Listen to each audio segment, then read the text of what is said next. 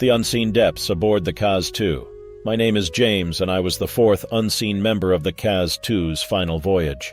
It was 2007, a year that would etch itself into my memory like a scar.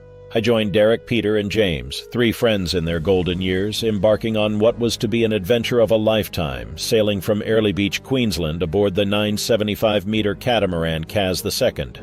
The early days were filled with excitement and camaraderie. The sea was kind, the sun generous. We shared stories, laughed, and dreamed of the days ahead. But as we ventured further, the mood shifted.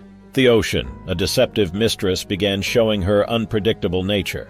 We were inexperienced, true, but our enthusiasm masked our fears. One serene evening, our tranquility was shattered. Derek thought he saw a shadow in the water, an unnerving, unidentifiable shape that vanished as quickly as it appeared. We laughed it off as nerves, but the seed of unease was planted. The following day, a dense fog enveloped us. The world reduced to a whisper of mist and the sound of lapping waves. In the midst of this eerie calm, our electronics went haywire. The GPS spun in endless circles, the radio crackled with a voice distant and unintelligible. We were blind and adrift in a ghostly sea. Panic set in when we discovered the ripped sail, a testament to an unseen struggle. That night I awoke to a commotion on deck.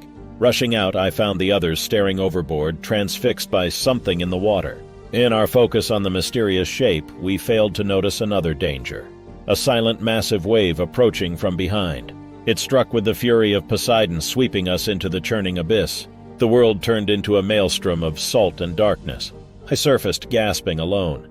The Kaz-2, like a specter in the fog, drifted away, its lights flickering in the distance. I screamed for help, but the sea swallowed my cries.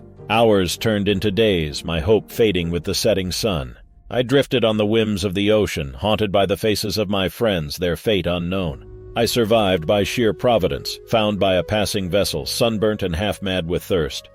The Kaz-2 was found too, a ghost ship floating aimlessly, a scene of interrupted life on board. Food on the table, a laptop still running. The theories abounded: piracy, insurance fraud, even whispers of the paranormal. But I knew the truth. It was neither. It was the sea herself, with her unfathomable depths and untold secrets. The coroner's court declared it an accident, a tragedy born from our nautical inexperience. But there was more, something hidden in the deep, something that the sea refuses to relinquish. Now, years later, I share this tale not as a warning or a lesson, but as a tribute to the unseen depths, both of the ocean and of the human spirit.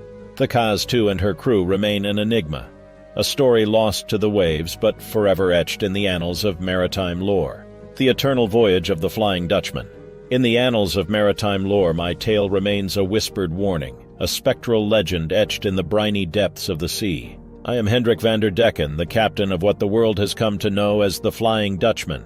My story is one of ambition, a cursed voyage, and an unending quest for redemption shrouded in the misty veil of time. Our journey began in the year 1641 from the bustling ports of Amsterdam. Our ship, a grand Dutch man-of-war, cut an imposing figure against the slate-gray quays, her sails billowing like the wings of a great seabird.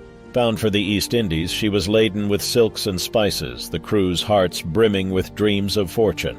I, too, harbored grand ambitions, not just for wealth, but for a legacy as the greatest captain to ever tame the capricious seas. The voyage commenced under a canopy of cerulean skies, the sun casting a golden sheen on the undulating waves. Gulls screeched their farewells as we left the harbor, their cries fading into the whispering winds. For weeks we were graced with fair weather and favorable winds, the ship slicing through the waters with the grace of a dancer. But as we drew near the treacherous Cape of Good Hope, a sense of foreboding descended upon us. The sea turned capricious, waves towering like angry giants, and the sky darkened with ominous, brooding clouds. Despite the crew's anxious pleas, I pushed us onward. My pride blinded me to the perils of the brewing tempest.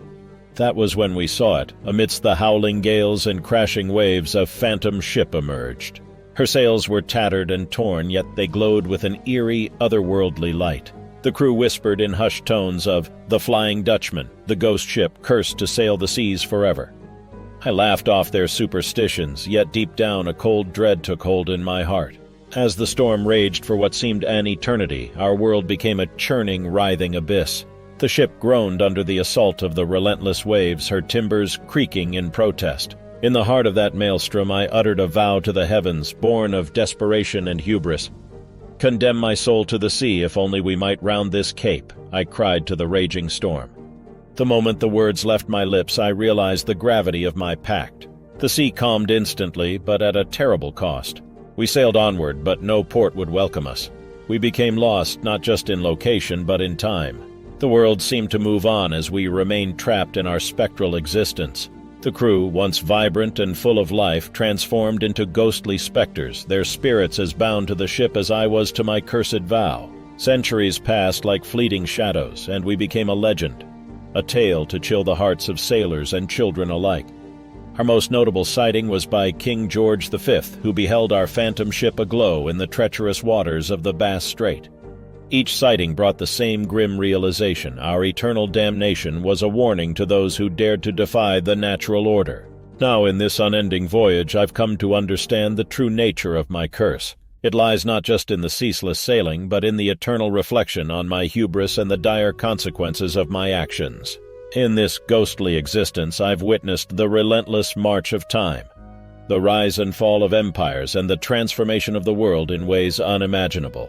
Yet we remain forever sailing just beyond the horizon, caught in the sea's haunting and timeless melody.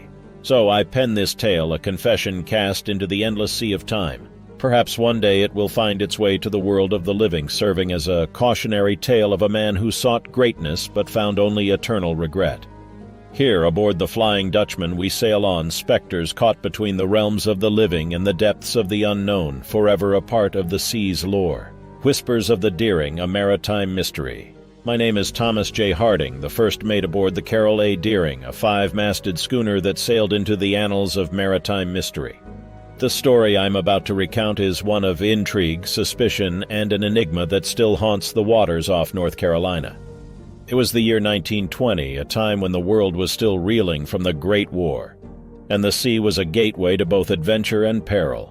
The Carroll A. Deering, a majestic vessel with her towering masts and billowing sails, was set to voyage from Norfolk, Virginia to Rio de Janeiro, carrying a hefty consignment of coal. Our journey began under a cloud of unease. The original captain had fallen ill, and Captain W.B. Wormwell, a man of stern countenance and few words, was brought in to replace him. From the outset, it was clear that the captain and the crew shared a tenuous relationship, a simmering tension that hung over the ship like a thick fog. As we charted our course southward, the ocean seemed to mirror our discord. The waters were choppy and the winds unforgiving. Our progress was slow, and the mood among the crew grew increasingly mutinous. Whispers of discontent and rebellion began to spread like wildfire. The voyage to Rio was fraught with challenges, but nothing prepared us for the journey back. It was as if the very sea itself was against us. Strange occurrences began to unfold. Navigation equipment malfunctioned mysteriously. The compass spun wildly, pointing to nowhere and everywhere at once. One fateful night, as we neared the North Carolina coast, a tempest the likes of which I had never seen descended upon us. The sky roared with thunder, and the waves rose like dark mountains, intent on swallowing us whole. Amidst the chaos, I heard a blood-curdling scream from below deck. Rushing down, I was met with a sight that chilled my blood. Captain Wormwell, motionless, his eyes wide open in a silent scream. Panic and fear gripped the crew. Accusations flew, fingers pointed, but in the heart of the storm, survival was our only thought. The lifeboats were launched into the angry sea, each man fighting for his life, as the Carroll A. Deering was left to the mercy of the storm. I was among the last to abandon ship, the vessel groaning and creaking as if in agony. As I looked back through the veil of rain and thunder, the Deering seemed to be swallowed by the sea, disappearing into the night. What transpired after, I know not. I awoke on a shore, drenched and alone, with no sign of my shipmates. The Carroll A. Deering was later found, run aground and deserted, her lifeboats missing, and her crew vanished into thin air. To this day, the fate of the Carroll A. Deering and her crew remains shrouded in mystery. Was it mutiny, piracy, or something more sinister that led to our undoing? I have pondered these questions for years, the memories haunting me like specters in the night. As I recount this tale, the sea whispers its secrets, but some are too dark, too deep for the minds of men. The Carroll A. Deering remains an enigma, a ghostly legend of the sea, her story etched in the annals of maritime lore, a warning of the unfathomable mysteries that lie beneath the waves.